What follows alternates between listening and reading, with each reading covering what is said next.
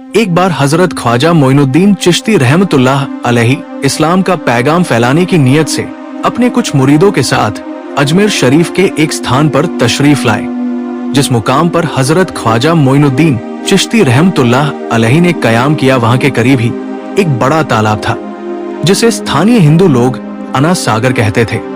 उस दौर में इस तालाब की बसात और पवित्रता के कारण हिंदू समाज में इसका बहुत एहतराम किया जाता था।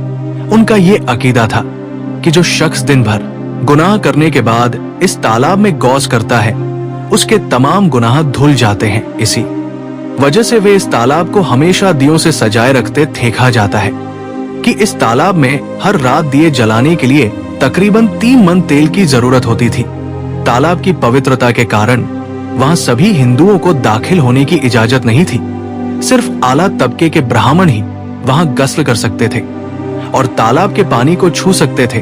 उनका ये मानना था कि अगर एक बार हजरत ख्वाजा मोइनुद्दीन चिश्ती रहमतुल्लाह अलैहि इस्लाम का पैगाम फैलाने की नीयत से अपने कुछ मुरीदों के साथ अजमेर शरीफ के एक स्थान पर तशरीफ लाए, जिस मुकाम पर हजरत ख्वाजा मोइनुद्दीन चिश्ती रहमतुल्लाह अलैहि ने कयाम किया, वहां के करीब ही एक बड़ा तालाब था, जिसे स्थानीय हिंदू लोग अना सागर कहते थे। उस दौर में इस तालाब की बसात और पवित्रता के कारण हिंदू समाज में इसका बहुत एहतराम किया जाता था। उनका ये अकीदा था कि जो शख्स दिन भर गुनाह करने के बाद इस तालाब में गौस करता है, उसके तमाम गुनाह धुल जाते हैं। इसी वजह से वे इस तालाब को हमेशा दियों से सजाए रखते थे। कहा जाता है कि इस तालाब में हर रात दिए जलाने के लिए तकरीबन 3 मन तेल की जरूरत होती थी। तालाब की पवित्रता के कारण वहां सभी हिंदुओं को दाखिल होने की इजाजत नहीं थी। सिर्फ आला तबके के ब्राह्मण ही वहां गस्ल कर सकते थे और तालाब के पानी को छू सकते थे।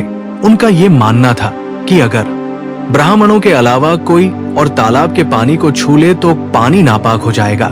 हजरत ख्वाजा मोइनुद्दीन चिश्ती रहमतुल्लाह अलैहि और उनके मुरीद लंबे सफर से थके हुए थे। कुछ देर आराम फरमाने के बाद जब नमाज का वक्त हुआ तो ख्वाजा मोइनुद्दीन चिश्ती रहमतुल्लाह अलैहि ने हजरत बख्तियार काकी रहमतुल्लाह अलैहि को अजान देने का हुक्म दिया। हुक्म पाकर हजरत बख्तियार काकी रहमतुल्लाह अलैहि ने अजान देना शुरू किया। उस वक्त हिंदुस्तान में तौहीद का पैगाम और अजान के अल्फाज किसी ने नहीं सुने थे। जब लोगों ने पहली बार अजान के अल्फाज सुने तो उनके दरमियान हलचल मच गई। लोग अपने घरों से बाहर आकर एक दूसरे से कहने लगे, ये फकीर लोग कहां से आ गए और ये क्या पढ़ रहे हैं। अजान खत्म होने के बाद हजरत ख्वाजा मोइनुद्दीन चिश्ती रहमतुल्लाह अलैहि और उनके साथियों ने अना सागर तालाब पर जाकर वजू करना शुरू किया। जब हिंदू पुजारियों ने देखा कि एक अजनबी दरवेश उनके मखसूस तालाब का इस्तेमाल कर रहा है तो उनके दिल में गुस्से की आग भड़क उठी। एक पुजारी बोला, ये दरवेश कहां से आ गया, बिना हमारी इजाजत के इसने हमारे पाक तालाब को हाथ लगा दिया। हम इस तालाब को कितना मुकद्दस मानते हैं और इन मुसाफिरों ने इसे नापाक कर दिया है। इसका कोई हल नहीं निकालना ही होगा। इसके बाद हजरत ख्वाजा मोइनुद्दीन चिश्ती रहमतुल्लाह अलैहि ने तमाम साथियों के साथ मिलकर जमात के साथ नमाज अदा की। लोग ये मंजर देखने लगे और कहने लगे, ये तो कोई अजीब फकीर है। हमारे मंदिरों में सब देवी देवता मौजूद है और ये उनकी इबादत ना करके किसी नए खुदा की इबादत कर रहा है। अगर मंदिर के बाहर भी कोई खुदा है तो उसे भी मंदिर में रखा जाना चाहिए ताकि लोग उसकी भी पूजा कर सकें। शाम ढलने लगी। शाम होते ही राजा पृथ्वीराज के ऊंटों के चरवाहे अपने ऊंट लेकर उस जगह पहुंचे। इत्तेफाक से हजरत ख्वाजा मोइनुद्दीन चिश्ती रहमतुल्लाह अलैहि उसी जगह पर तशरीफ फरमा थे जहां आमतौर पर राजा के ऊंट आराम किया करते थे। चरवाहों ने देखा कि एक दरवेश का काफिला उनके मुकाम पर आकर बैठा है। उन्होंने हजरत ख्वाजा मोइनुद्दीन चिश्ती रहमतुल्लाह अलैहि और उनके साथियों से कहा, अरे फकीर बाबा, आप कहां से तशरीफ लाए हैं और यहाँ आकर बैठ गए? क्या आपको मालूम नहीं कि यहाँ रोजाना राजा पृथ्वीराज के ऊंट आराम फरमाते हैं, राजा के ऊंट यहाँ आराम करते हैं। ये जानते हुए भी आपने यहाँ बैठने की जुर्रत कैसे की? हजरत ख्वाजा मोइनुद्दीन चिश्ती रहमतुल्लाह अलैहि ने उन चरवाहों को नरमी से जवाब दिया, बाबा, हम मुसाफिर हैं और अनजान हैं। हमें मालूम नहीं था कि इस मुकाम पर राजा के ऊंट आराम करते हैं क्योंकि हम पहले ही यहाँ रात गुजारने का इरादा कर चुके हैं। तुम अपने ऊंटों को आज किसी और जगह आराम देने ले जाओ, आसपास बहुत सी जगह है। हजरत ख्वाजा मोइनुद्दीन चिश्ती रहमतुल्लाह अलैहि का जवाब सुनकर पृथ्वीराज के चरवाहे बोले, फकीर की हिम्मत तो देखो, कहता है कि राजा के ऊंटों को कहीं और ले जाए और खुद यहाँ बैठ रहेंगे। फकीर बाबा, ये तो हरगिज मुमकिन नहीं है, राजा के ऊंट अपने ही मुकाम पर बैठेंगे।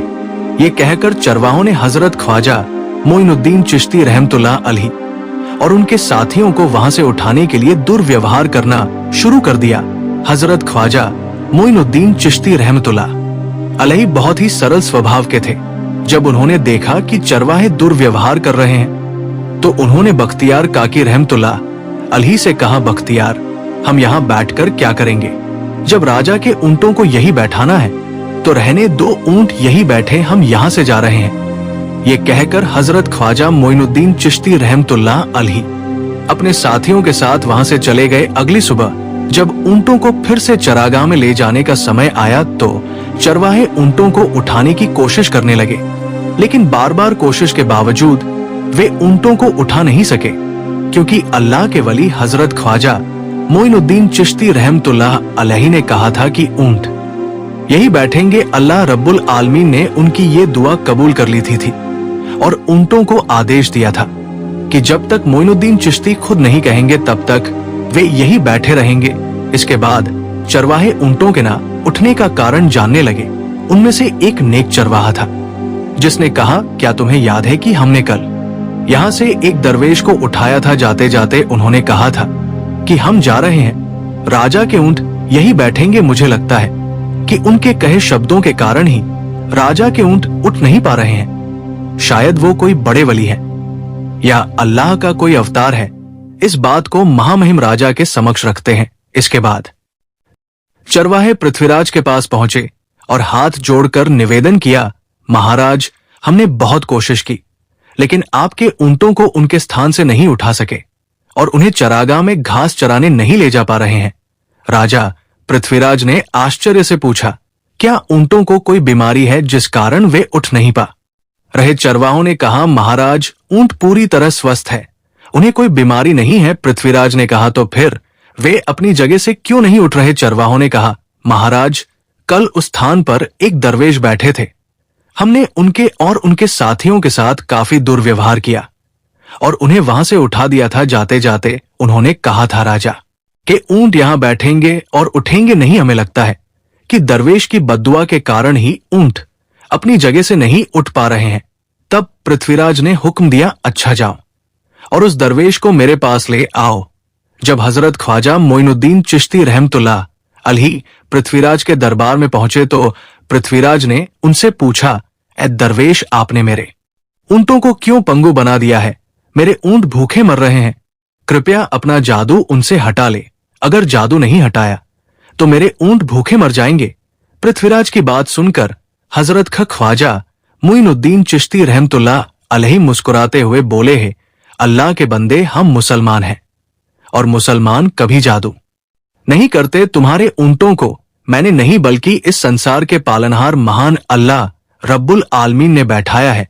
उनकी आज्ञा से ऊंट बैठे हैं और उनकी आज्ञा से ही उठेंगे। लेकिन मैं उस सर्वशक्तिमान से प्रार्थना कर सकता हूं कि वो तुम्हारे ऊंटों को उठने की अनुमति दे। इसके बाद हजरत ख्वाजा मोइनुद्दीन चिश्ती रहमतुल्लाह अलैहि ने अल्लाह से दुआ की है, अल्लाह इन ऊंटों को उनकी जगह से उठने की तौफीक दे। हजरत ख्वाजा मोइनुद्दीन चिश्ती रहमतुल्लाह अलैहि की दुआ करते ही चरवाहों ने देखा कि ऊंट अपनी जगह से उठकर चरागाह की ओर बढ़ने लगे। ये दृश्य देखकर चरवाहे चकित रह गए और हजरत ख्वाजा मोइनुद्दीन चिश्ती रहमतुल्लाह अलैहि की करामत की खबर पूरे अजमेर में फैल गई। जैसे जैसे हिंदुओं के बीच हजरत ख्वाजा मोइनुद्दीन चिश्ती रहमतुल्लाह अलैहि की करामत की बातें फैलने लगी और इस्लाम की महानता उनके सामने प्रकट होने लगी, मंदिर के पुजारी भयभीत हो गए। वे सोचने लगे, अगर यही चलता रहा तो सभी हिंदू मुसलमान बन जाएंगे।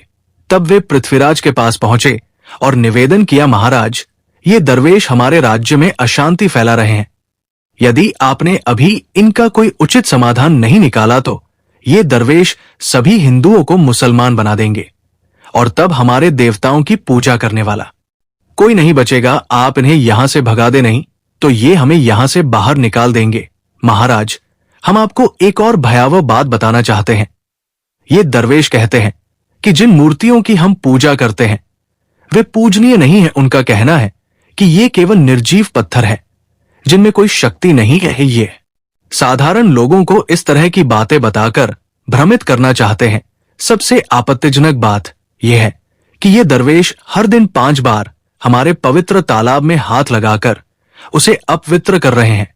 पुरोहितों की बात सुनकर पृथ्वीराज ने हजरत ख्वाजा मोइनुद्दीन चिश्ती रहमतुल्लाह अलैहि को बुलाया। जब हजरत ख्वाजा मोइनुद्दीन चिश्ती रहमतुल्लाह अलैहि उनके दरबार में पहुंचे तो पृथ्वीराज ने कहा, ए दरवेश, हम देख रहे हैं कि आप गौ माता का मांस खाते हैं और हमारे देवताओं का अपमान करते हैं।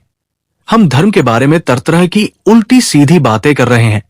हम ये सहन नहीं कर सकते। हम ये भी देख रहे हैं कि आप हमारे पवित्र तालाब को अपने अपवित्र हाथों से खराब कर रहे हैं।